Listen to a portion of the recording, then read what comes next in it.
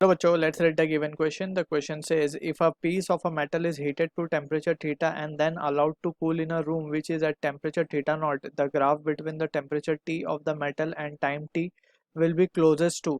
So हमें चार graph given है temperature versus time के, and we need to find which is the suitable graph for the given condition. So यहाँ पे we need to understand about Newton's law of cooling. So basically जब भी कोई hot body किसी environment में रखी हो, and let suppose the hot body का टेम्परेचर हम टी मान लेते हैं and the temperature of environment is T nought, so जो हीट ये रिजेक्ट करेगा, ठीक है, the heat it will reject, और we can say the rate of cooling, basically the rate of cooling that is D Q by D T. D Q by D T क्या है, यहाँ पे जो हीट इसमें से निकल रही है एट द रेट, कुछ रेट से निकल रही होगी, पर सेकेंड, पर आवर, पर मिनट, कितनी हीट निकल रही है, that will be equals to the difference in the temperature. So this is what the Newton stated in his law, Newton's law of cooling. और यहाँ पे हम एक नेगेटिव साइन शो करते हैं with a constant of proportionality के, ठीक है. अब we can say the rate of heat जो उसमें से निकल रही है, अगर लेट सपोज करते हैं हम बहुत छोटे टाइम के लिए, बहुत कम टाइम डी टी टाइम के लिए, जो heat the body is dissipating, let suppose it has to be D Q. So हम क्या लिख सकते हैं, D Q can be written as, जो उसमें से हीट जितनी एक्सट्रैक्ट हो रही है that can be written as in terms of specific heat, क्या लिख सकते हैं, M M C D T, ठीक है. So this will be the amount of heat that is been extracted.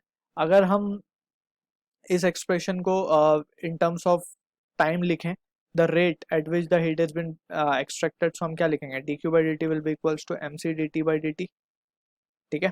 So from equation one, अगर हम इसे equation one कह दें, इसे इक्वेशन टू कह दें, so we can analyse the given situation further and we can have the value of graph with us. So हम क्या कर सकते हैं, दोनों इक्वेशन को इक्वेट कर लेंगे. So we will have M C D T by D T and that will be equals to minus K T minus T naught, ठीक है. अब यहाँ से सारे कांस्टेंट को एक तरफ कर देते हैं, mass of a body remains the same, ठीक है, और सी वी कांस्टेंट है फॉर अ पर्टिकुलर के piece of metal. So we can say एक नया constant we can introduce, so we can write D T by D T, और एक नया कांस्टेंट हम ले लेते हैं, let suppose it has to be X मान लेते हैं, ठीक है, and that will be equals to minus T minus T naught, ठीक. अब हम क्या करते हैं, वेरिएबल को सेपरेट करके वी विल इंटीग्रेट, ठीक.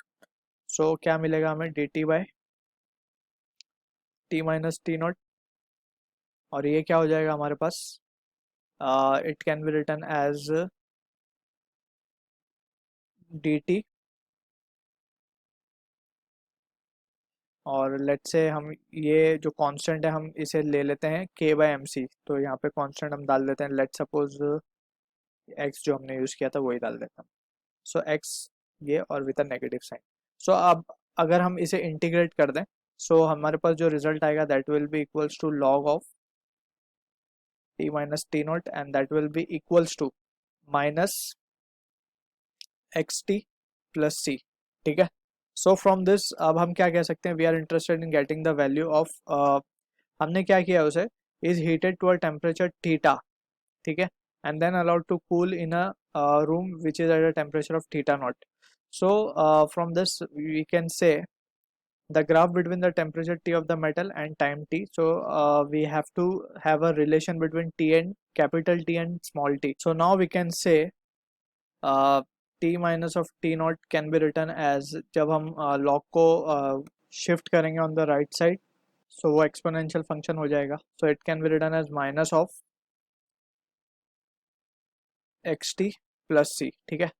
सो this is what the graph we are getting. और अगर हम इसे ध्यान से देखें, सो टी क्या हो जाएगा हमारे पास, T nought plus E raise to minus X T.